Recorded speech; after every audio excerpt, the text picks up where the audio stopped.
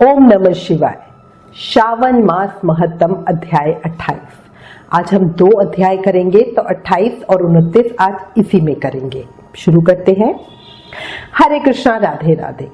श्रावण मास महत्तम के अध्याय 27 में भगवान शिव ने ब्रह्मा जी के मानस पुत्र सनत कुमार को कर्क संक्रांति और सिंह संक्रांति में किए जाने वाले कार्यों का विधान बताया था। अब आज इस अध्याय में अगस्त्य जी को अर्घ्य प्रदान करने की विधि जानेंगे। शुरू करते हैं।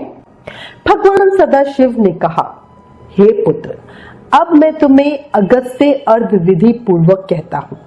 यह समस्त मनोकांक्षाओं को पूर्ण करने वाला है। अगस्त्य के उदय से पूर्व समय का निर्धारण कर ले। अगर 7 रात्रियों का उदय हो तो 7 दिन पूर्व ही अर्घ्य देना शुरू कर दे। उसकी विधि निम्न प्रकार से है। प्रातः ही तिल स्नान के बाद सफेद कपड़े और माला पहन ले।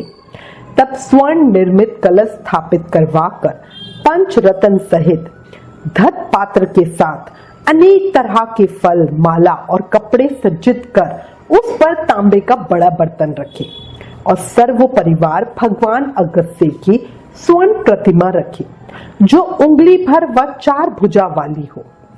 वह प्रतिमा मोटी, लंबे हाथों वाली, जटावान, कमंडलधारी और शोभनीय शांत हो। वह शिष्यों सहित लोपा मुद्रा वाली और दर्प अक्षरधारी भी होनी चाहिए। तब आवाहन के बाद 16 उपचारों द्वारा पूजा करे। नैवेद्य समर्पण विस्तार द्वारा करना चाहिए। सदा भाव से अर्घ्य और बलि प्रदान करे।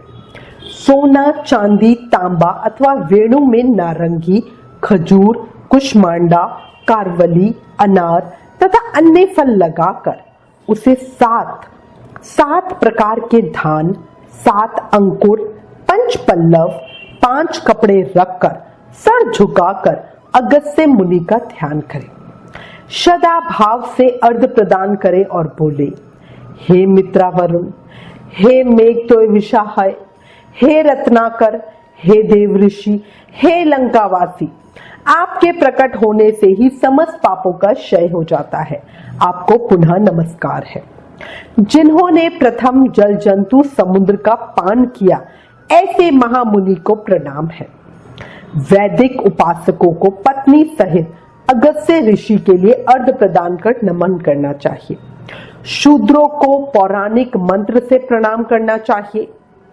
हे महाभाग्यन, हे वरानने, हे लोकमुद्रे, हे महर्षि पत्नी, आप भी मेरा अर्घ्य ग्रहण करें। आहुतियां देने के लिए 1008 या 108 बार घी से अर्घ्य मंत्रों का उच्चारण कर होम के बाद विसर्जन करें। हे महर्षि अगस्त्य, मैंने आपका नियम और विधि अनुसार अनुष्ठान किया है। आप यहाँ आकर समस्त कार्य सिद्धियां करके ही जाएं। आप पूजनीय हैं, आप महान हैं। इस तरह प्रतिमा का विसर्जन करें अथवा ब्राह्मण को दान कर दें। वेद वेदांग के ज्ञाता, दरिद्र तथा कुटुंबी ब्राह्मण का सच्चे हृदय से सम्मान करना चाहिए। ऐसी भावना करें कि भगवान अगस्त्य इस दान को ग्रहण करेंगे। अतः अगस्त्य को प्रणाम है। मंत्र द्वारा ब्राह्मण को दान करें। द्विज लोगों को वैदिक और शूद्रों को पौराणिक मंत्रों का उच्चारण करना चाहिए।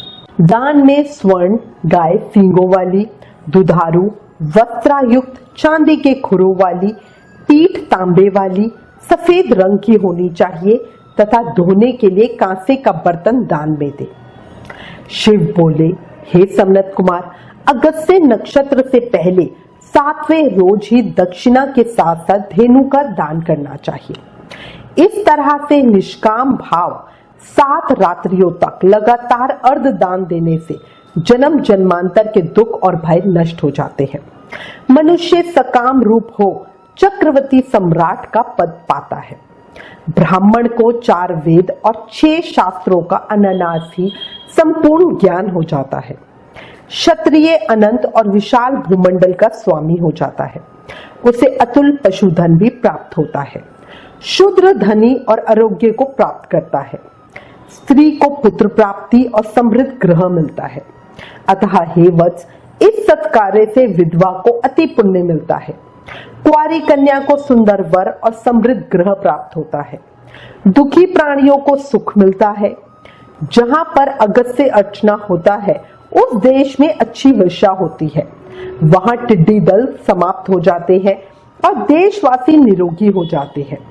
निष्काम भाव से जीवन धारण करने वाले भी युक्ति पथ के सहभागी बन जाते हैं तथा अगस्त्य अर्थ का नियम पूर्वक पाठ करने वाले या उसके श्रोता भी पापों से मुक्ति पा इस लोक में नाना प्रकार के सुख भोगों को पाकर मरणोपरांत विष्णुधाम को जाते हैं। इस प्रकार शिवस्कंद पुराण के अंतर्गत ईश्वर सनत कुमार संवाद में श्रावण मास महत्तम में अगस्त्य अर्ध विधि नामक 28वां अध्याय समाप्त। इस अध्याय के सुनने मात्र से सर्व सुखों के साथ मोक्ष की प्राप्ति होती है। अब आज हम इस अध्याय के साथ अध्याय 19 भी सुनेंगे। भगवान श्री सदाशिव बोले, हे सनत कुमार, अब मैं पहले कहे गए व्रत कर्मों के समय के विषय में बताऊंगा। हे महामुनि, किस समय कौन कौन सा कार्य करना चाहिए उसे सुनिए। श्रावण मास में कौन सी तिथि किस विहित काल में ग्रहण के योग्य होती है और किस तिथि में पूजा जागरण आदि से संबंधित मुख्य समय क्या है। उन व्रतों के वर्णन के समय कुछ व्रतों का समय तो पूर्व के अध्यायों में बता दिया गया है। नक्त व्रत का समय ही विशेष रूप से उन व्रतों तथा क्रमों में उचित बताया गया है। दिन में उपवास करें तथा रात्रि में भोजन करें, यही प्रधान नियम है। सभी व्रतों का उद्यापन उन व्रतों की तिथियों में ही होना चाहिए। यदि किसी कारण से उस तिथि में उद्यापन असंभव हो तो पांचांग शुद्ध दिन में एक दिन पूर्व अधिवासन करके और दूसरे दिन आदर पूर्वक होम आदि कृत्यों को करें। धारण पारण व्रत में तिथि का घटना व बढ़ना कारण नहीं है। श्रावण मास के शुक्ल पक्ष की प्रतिपदा तिथि में संकल्प करके उपवास करें, पुनः दूसरे दिन पारण करें, इसके बाद दूसरे दिन उपवास करें। इसी क्रम से करते रहें। व्रती को चाहिए कि वह पारण में हविष्य अन्न, मूंग, चावल आदि ग्रहण करे। एकादशी तिथि में पारण का दिन हो जाने पर 3 दिन निरंतर उपवास करें। रविवार व्रत में पूजा का समय प्रातःकाल ही होना चाहिए। सोमवार के व्रत में पूजा का प्रधान समय सायंकाल कहा गया है। मंगल, बुध तथा गुरु के व्रत में पूजन के लिए मुख्य समय प्रातःकाल है। शुक्रवार के व्रत में पूजन उषा काल से लेकर सूर्योदय के पूर्व तक हो जानी चाहिए तथा रात्रि में जागरण करना चाहिए। शनिवार के दिन व्रत में नरसिंह का पूजन सायंकाल में करें। शनि के व्रत में शनि के दान के लिए मध्याह्न मुख्य समय कहा गया है। हनुमान जी के पूजन का समय मध्याह्न है। अश्वत्थ का पूजन प्रातःकाल करना चाहिए। हे वत्स, रोटक नामक व्रत में यदि सोमवार युक्त प्रतिपदा तिथि हो तो वह प्रतिपदा 3 मुहूर्त से कुछ अधिक होनी चाहिए, अन्यथा पूर्व योगिनी प्रतिपदा ग्रहण करनी चाहिए। औदुंबरी द्वितीया सायंकाल व्यापनी मानी गई है। यदि दोनों तिथियों में पूर्व भेद हो तो तृतीया संयुक्त द्वितीया ग्रहण करनी चाहिए। स्वर्ण गौरी नामक व्रत की तृतीया तिथि चतुर्थी युक्त होनी चाहिए। गणपति व्रत के लिए तृतीया व्रत चतुर्थी तिथि प्रशस्त होती है। नागों के पूजन में षष्ठी युक्त पंचमी प्रशस्त होती है। सुपोदन व्रत में सायंकाल सप्तमी युक्त षष्ठी श्रेष्ठ होती है। शीतला के व्रत में मध्याह्न व्यापनी सप्तमी ग्रहण करनी चाहिए। देवी के पवित्रारोपण व्रत में रात्रि व्यापनी अष्टमी तिथि ग्रहण करनी चाहिए। नक्त व्यापनी कुमारी नवमी प्रशस्त मानी जाती है। इसी प्रकार आशा नामक जो दशमी तिथि है वह भी नक्त व्यापनी होनी चाहिए। वृद्ध एकादशी का त्याग करना चाहिए। हे मुने, उसमें वेद के विषय में सुनिए। एकादशी व्रत के लिए अरुणोदय में दशमी का वेद वैष्णवों के लिए तथा सूर्योदय में दशमी का वेद सामर्थ्यों के लिए निंदक होता है। रात्रि के अंतिम प्रहर का आधा भाग अरुणोदय होता है। इसी रीति से जो द्वादशी हो वह पवित्रारोपण में ग्रह्य है।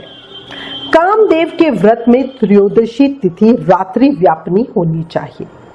उसमें भी द्वितीय याम व्यापनी त्रयोदशी हो तो वह अति प्रशस्त होती है।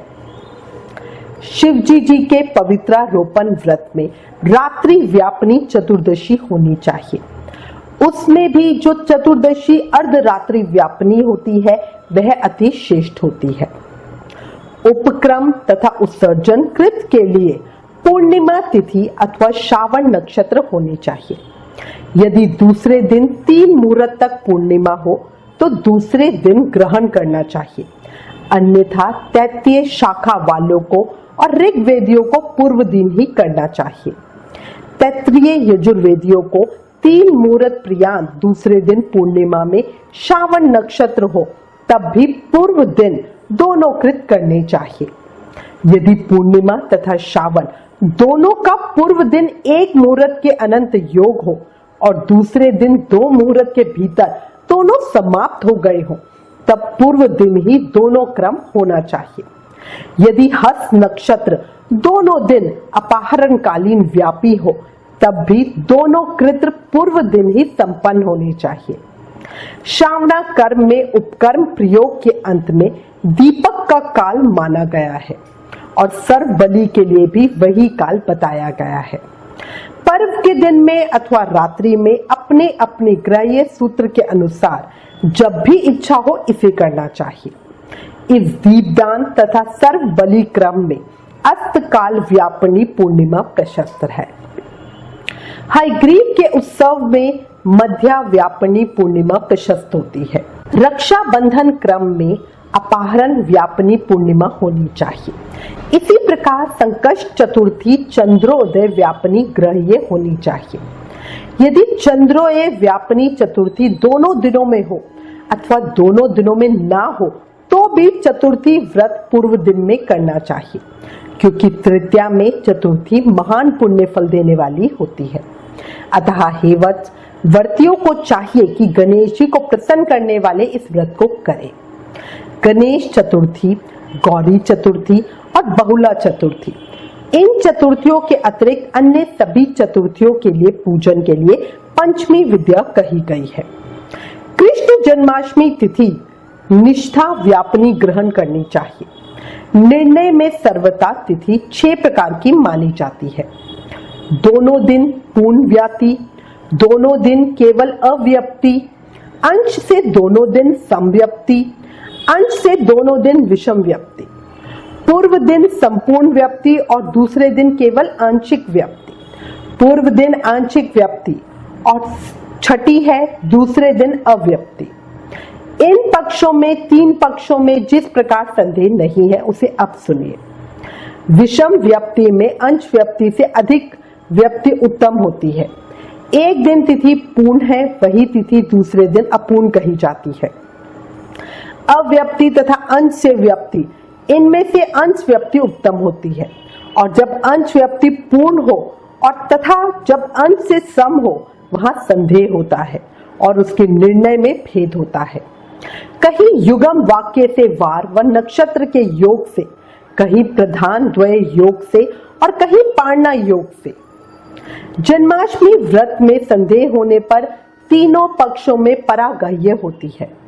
यदि अष्टमी 3 प्रहर के भीतर ही समाप्त हुई हो तो अष्टमी के अंत में पारणा हो जाना चाहिए, और उसके बाद यदि अष्टमी उषा काल में समाप्त होती हो तो पारणा उसी समय करना चाहिए। पिठोर नामक व्रत में मध्याह्न व्यापनी अमावस्या शुभ होती है और वृषभों के पूजन में सायकाल व्यापनी अमावस्या शुभ होती है। कुशों के संशय में संग्रह काल, यह दिन के 5 भागों में से दूसरा भाग होता है, व्यापनी अमावस्या शुभ कही गई है। सूर्य के कर्क संक्रमण में 30 घड़ी पूर्व का काल पुण्यमय मानते हैं। अगस्त्य के अर्ध का काल तो व्रत वर्णन में ही कह दिया गया है।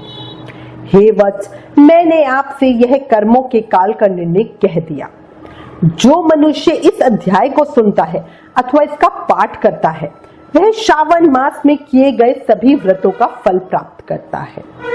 इस प्रकार श्री स्कंद पुराण के अंतर्गत ईश्वर सनत कुमार संवाद में श्रावण मास महत्तम में व्रत निर्णय काल निर्णय कथन नामक 29वां अध्याय समाप्त। इस 29वें अध्याय के सुनने सुनाने से श्रावण मास के सभी व्रतों का फल प्राप्त होता है। देखो, याद रखो, जीवन क्षणभंगुर है, अभी है और अगले ही पल जाने क्या हो जाए। इसलिए इस समय को यूं ही नहीं गवाओ, अपने जीवन को अधिक से अधिक शुभ कर्मों में लगाओ। सोचो, आज जो भी परेशानी है वो पिछले जन्मों के बुरे कर्मों की वजह से है, पर जब आज अच्छे कर्म करोगे तभी तो कल बहुत अच्छा होगा। क्यों, सही कहा ना? अब एक बार जोर से जयकारा लगाओ और बोलो ओम नमः शिवाय, हर हर महादेव, लक्ष्मी नारायण भगवान की जय।